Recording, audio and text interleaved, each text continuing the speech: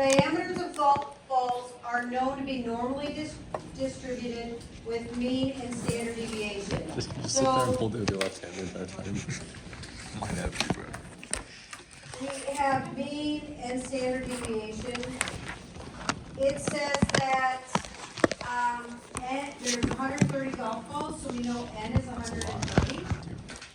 With diameters of X measured. The results are summarized as this. Skylar, use your Sum of phone. X is 555.1, and the sum of X squared is 2371. Put it over the phone and under. I don't think the yarn is helping. Yes, it is. It's holding it. Okay, so they said to It's calculate gonna be in the way of the camera. unbiased estimates of Pressure desk. for mu and the standard deviation. So here they're like, in number 10, they didn't tell us to use unbiased, but because they gave us the sum of X and the sum of X squared, we knew to. Here, they're giving us the sum of X, the sum of X squared, and they're telling us to use the unbiased formulas. So, to find mu, okay, that formula is, not that. Is it recording? Yeah. Is the sum of X over N. So in this case, it is 555.1 over 130, Good luck. and we get 4.27.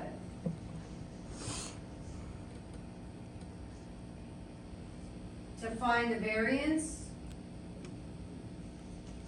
that is, the formula is on the formula sheet. Remember, it says 1 over N minus 1, so that's 1 over 129.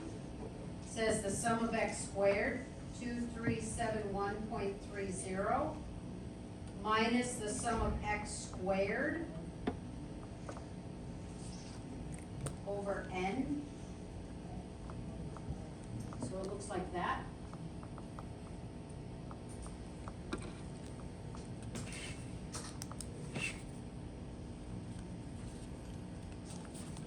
And when we plug that in our calculator, we're gonna get 0.00793. So that is 3 marks. 1 mark for the mean, 1 mark for the formula, 1 mark for that answer.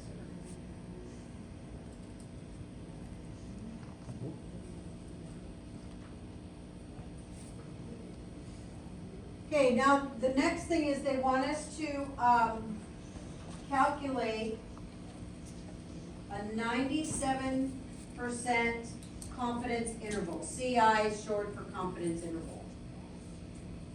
So I gave you a sheet with confidence intervals, and there were 2 scenarios. One where we had the mean and standard deviation, and one where we had P and Q. Well, this one we have mu and standard deviation, so we're gonna use this formula. Does that even like, Now remember, the sheet says C, but that is Z. We know it more as Z than we do.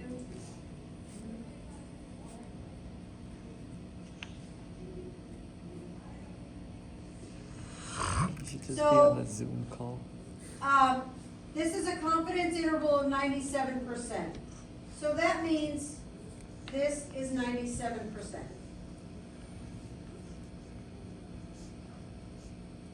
So we have to split this evenly on the sides. So this is 1.5% and this is 1.5%. So we're looking for this Z value. And that Z value then is for 98.5%.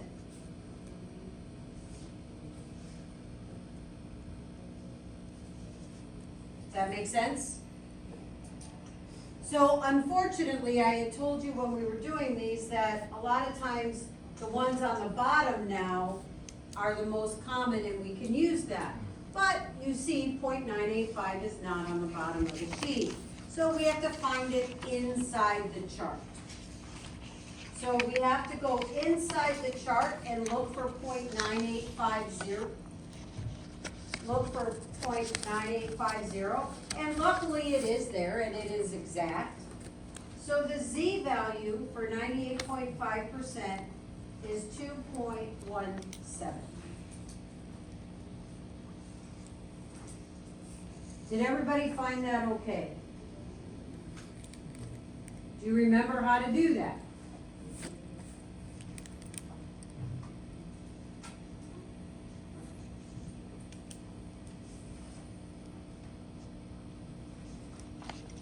So we have everything we need now to use the formula. So we know the mean is 4.27 plus or minus the Z value of 2.17. Now, we don't have just sigma, we have sigma squared, so this whole thing is going to have to go underneath the radical.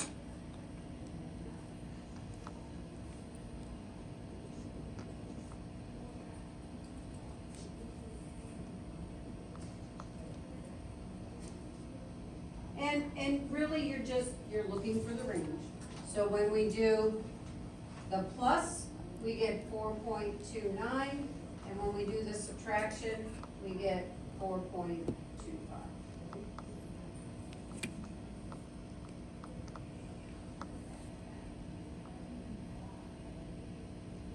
Just like the quadratic formula, you gotta do both the plus and the minus, and that's all.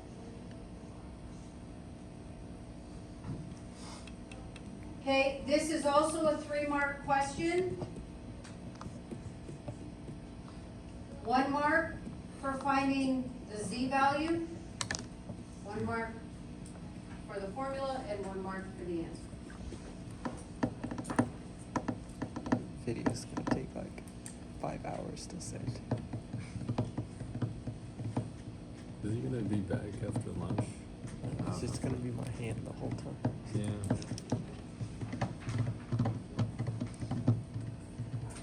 Okay, now it says 300 random samples of 130 golf balls and a 97% confidence interval is calculated for each sample. How many of these intervals would you expect not to contain mu? So,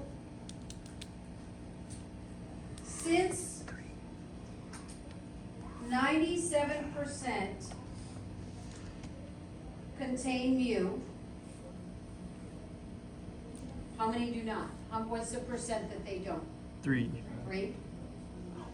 So 3% do not.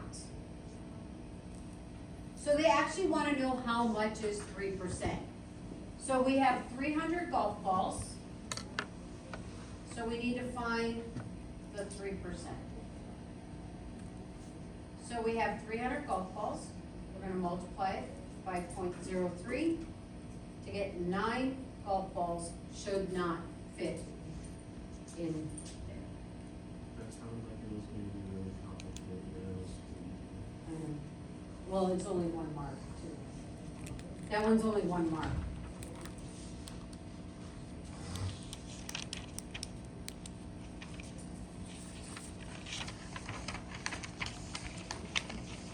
Okay?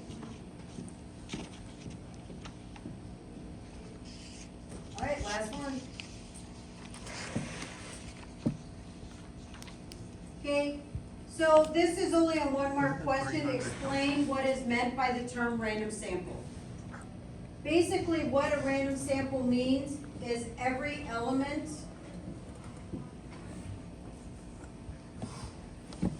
has an equal chance.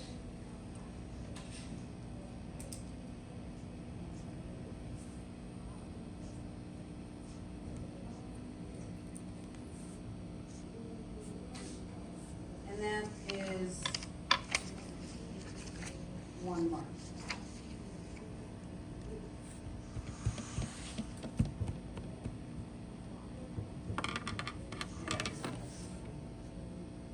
Okay, now it says in a random sample of 350 food shops, so N is 350. It said 130 had special offers.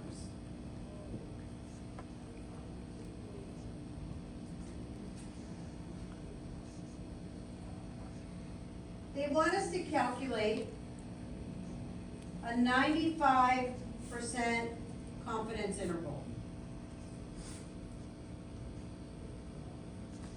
So in this particular case, we don't have mu, we don't have sigma, but we can get p. What is the probability that they had special offers? 130 over 50? Yes. So 130 over 350. Which you could use 13 over 35, that's not a problem, or you can change it to decimal.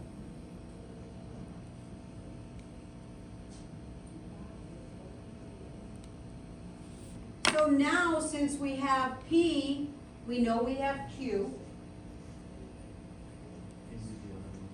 So Q is 0.6286 because it's 1 minus P.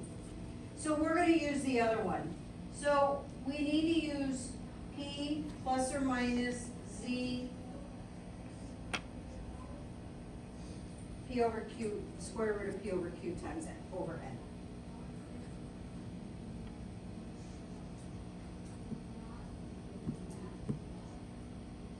And unfortunately, these are not on the formula sheet. I don't understand why they don't. So, we need to find our Z. So what percent are we finding our Z value for? Let's see if you guys picked up on that. 97.5.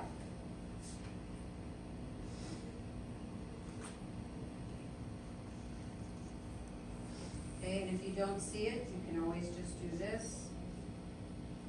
So this is 2.5.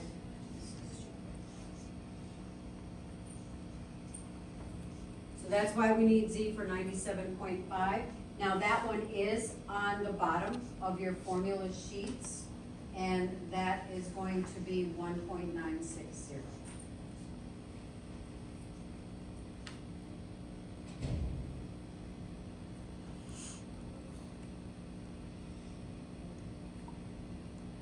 Okay, we're going to plug everything into the formula.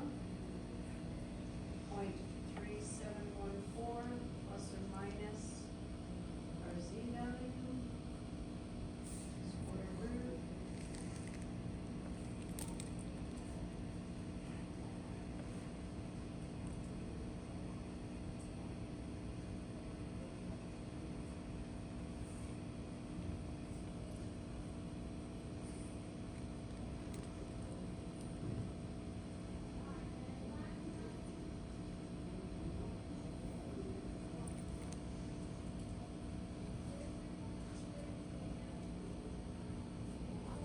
And we're going to get 0.321 and 0.422.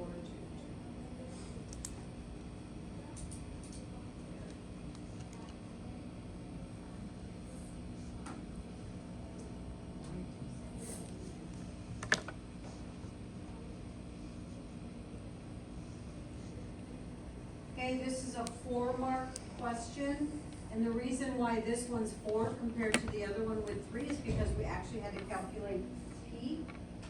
So we get 1 mark for calculating P, 1 mark for Z, method, answer.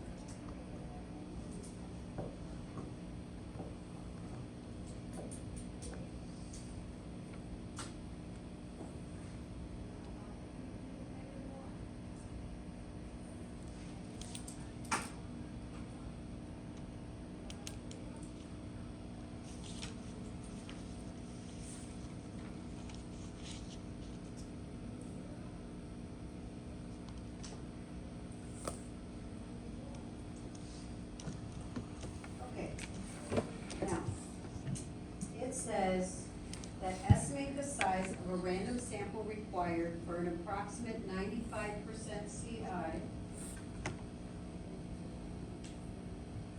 that has a width of 0.04. Okay, so what we don't have, we need to find N.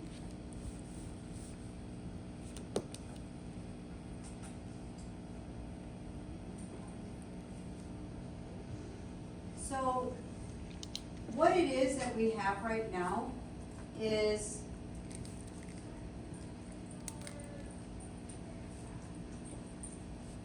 we know our Z value because it's the same 95%. What it's telling us is it's telling us that the width, that this is 0.04, okay?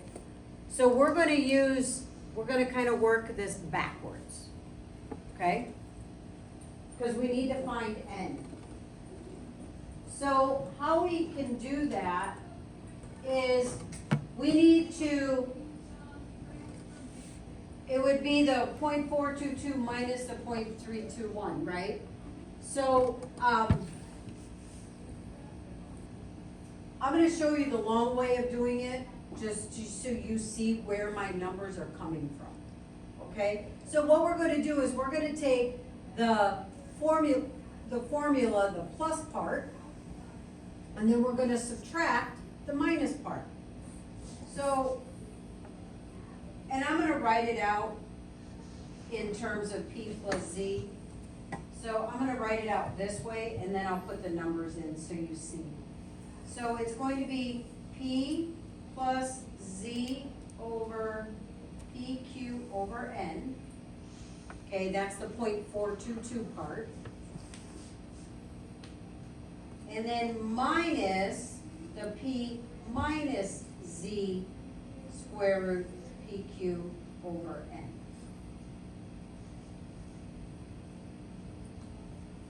Now, in this particular case, we know that that's gonna equal 0.04. Because that's what it says the width is. So when I distribute that negative, well, my p's cancel, Bless you. and now the other one becomes positive. So that's how I get 2z, and then the square root of PQ over N equals 0.04.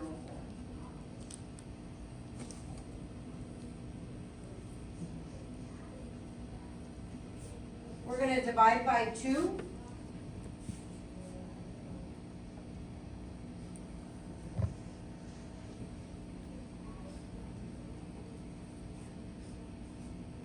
So I wanted to show you how it gets to be that, instead of just going, okay, it's Z times the square root of PQ over N equals half of that. But, so that is just the process on how to get there. If you, which, I'm sorry, I don't remember this I mean, now maybe that I'm doing the problems again, but to go, some people remember just to jump right to here. And that's okay, but I wanted you to see how we get to here. All right, so now we're gonna plug in everything we know. We know Z is 1.96.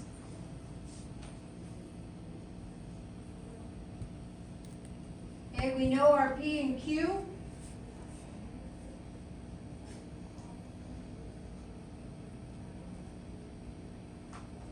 We're looking for N.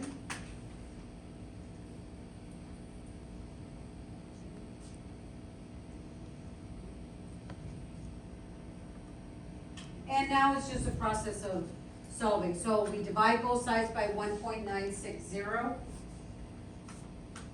And I multiplied the inside. So when I multiplied the inside, I got 0.2332. And then when I divided by 1.96, I got 0.0102.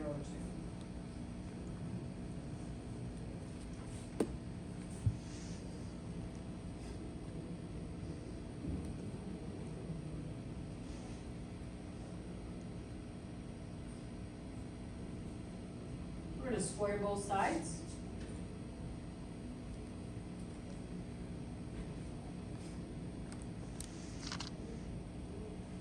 A really, really, really small number.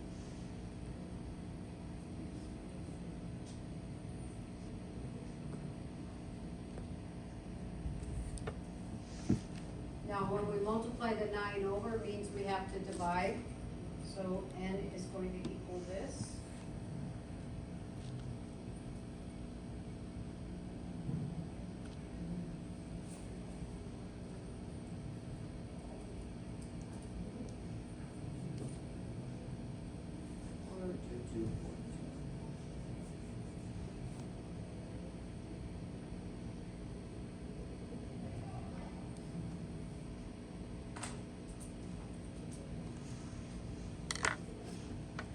voila, we're done listening to my voice. And perfect timing, we got a minute to go before lunch.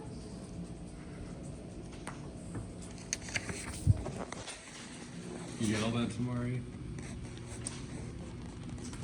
The phone, why is there a string? I haven't put a yarn around it. Why are you filming me? I'll film it. Just do it. Tomorrow you'll get you would Why do my yarn have an actual purpose? why do you just carry yarn around? It's fun to